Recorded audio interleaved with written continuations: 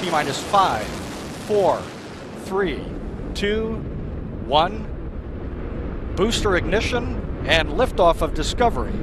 Hoisting harmony to the heavens and opening new gateways for 일론 international 머스크, science. 리처드 브랜슨, 제프 베조스. 이 세 사람은 세계에서 가장 부유한 사람들 중 3명인데요. 이 세 사람의 공통적인 부분은 무엇인지 확인해 보고자 합니다.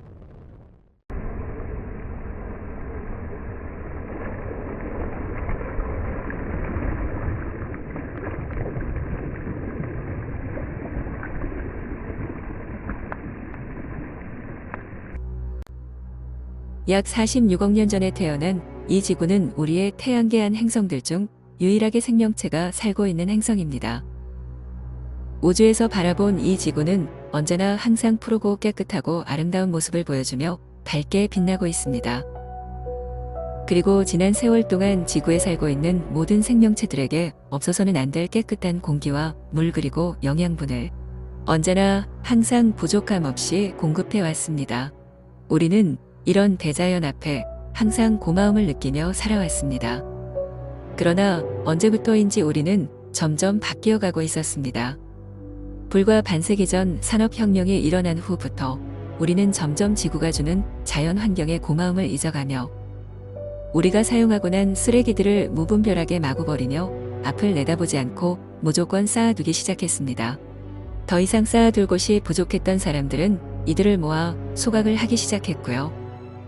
하지만 이 소각조차도 사람들이 사용한 후 버리는 쓰레기 양을 감당할 수 없을 정도로 넘쳐나기 시작했습니다. 그러자 사람들은 그 넘쳐나는 쓰레기들을 땅에 묻기 시작했고 이로 인한 수많은 환경 문제들이 발생하기 시작했습니다. 이것이 지구환경 오염의 시작이었습니다. 그렇게 쌓여있던 쓰레기들은 강과 바다로 흘러들어가 소중한 물 자원들도 오염시키는 일이 발생되어졌고요. 더불어 해양에서 어민분들이 사용하고 버린 수많은 어부 쓰레기들도 해양 오염의 원인이 되었습니다.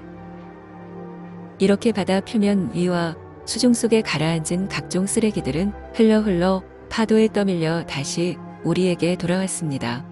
가장 많이 발견되어지는 쓰레기들은 스티로폼으로 만들어진 부표이고요. 다음이 다양한 종류의 그물들과 밧줄들, 그리고 플라스틱 쓰레기들이었습니다.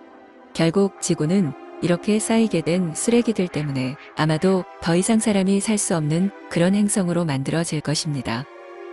이에 많은 사람들은 결국 지구를 떠나 다른 행성으로 이주를 할 계획을 오래전부터 세워두었고 몇몇 강대국들과 신흥 강국들 그리고 돈이 많은 수많은 부유한 사람들이 이 계획을 지지하며 움직이기 시작했습니다.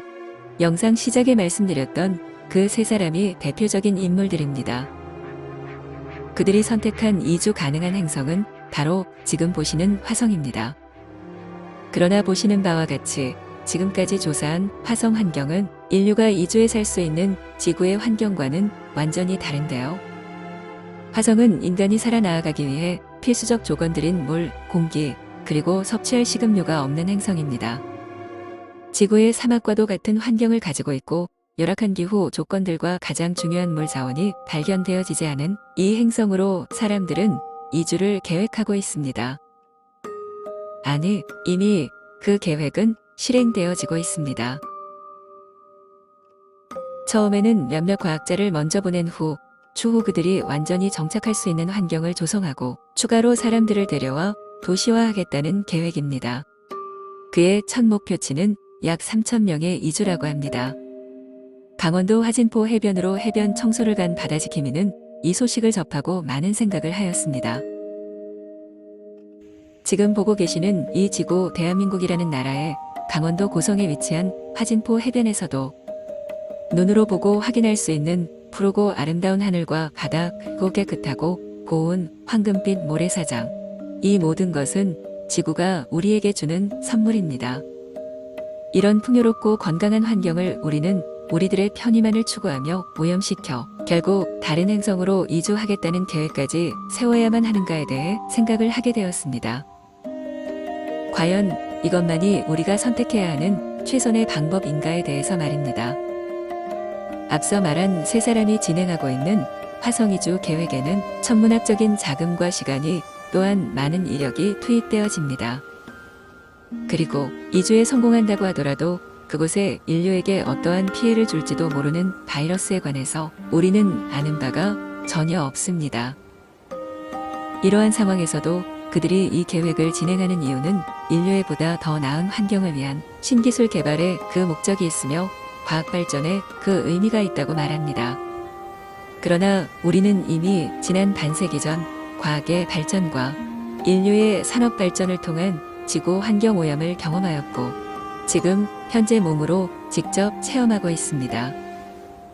만약 인류가 새로운 행성인 화성으로 이주하였다 하더라도 과연 우리는 그 행성을 쓰레기 없는 깨끗한 환경으로 유지하고 지키고 아낄 수 있을까요? 46억 년을 한결같이 깨끗하고 아름답고 푸르게 유지하던 이 지구를 단지 반세기 만에 오염시켜 더 이상 인류가 생존하지 못할 것을 대비해 편도 6에서 7개월에 걸쳐 위치하고 있는 머나먼 화성까지 막대한 비용을 써가면서 인류를 보내야 한다는 사실이 안타까우면서도 무섭게 느껴지기만 합니다. 화성 이주에 선택되지 못한 지구에 남은 사람들은 과연 어떻게 그들의 미래를 살아 나아가야만 하는 것인지. 바다지킴이는 그들의 화성 이주 계획에 반대하는 것이 아닙니다. 다만 그들이 지출하는 그 천문학적인 비용 중 단 몇 %만이라도 지구환경, 특히 해양오염 방지에 투자하면 어떨까 하는 생각을 해보았습니다. 우리가 알고 있는 바다는 전체 바다의 약 5% 미만이라고 합니다. 이렇게 가깝게 우리가 직접 접하고 있는 미지의 세계가 있는데도 우리는 왜 굳이 많은 비용과 시간 그리고 인력을 사용하며 머나먼 우주 다른 행성으로 가려고 노력하고 있는 것일까요? 지구가 바라고 원하고 있을지 모르겠습니다. 인류에게 마지막 기회를 줄 테니 지구 환경을 예전처럼 다시 깨끗하고 맑고 아름답게 만들어 보라고. 굳이 머나먼 화성이라는 미개척 지역에 이주에 어렵게 적응하고 힘든 삶을 살지 말고 이 아름답고 소중한 지구 환경을 위해 모두 노력하고 움직여서 푸르고 아름답고 깨끗한 지구와 함께 오랫동안 함께 행복하게 살아가자고 말입니다. 우리는 이 기회를 놓치지 말고 잡아야만 합니다. 우리의 후손을 위해서라도. 이번 영상은 여기서 마치도록 하겠습니다. 다음 주 다른 해변에서 더 멋진 모습으로 찾아뵙도록 하겠습니다. 끝까지 시청해 주셔서 감사합니다. 지금까지 바다지킴이들이었습니다.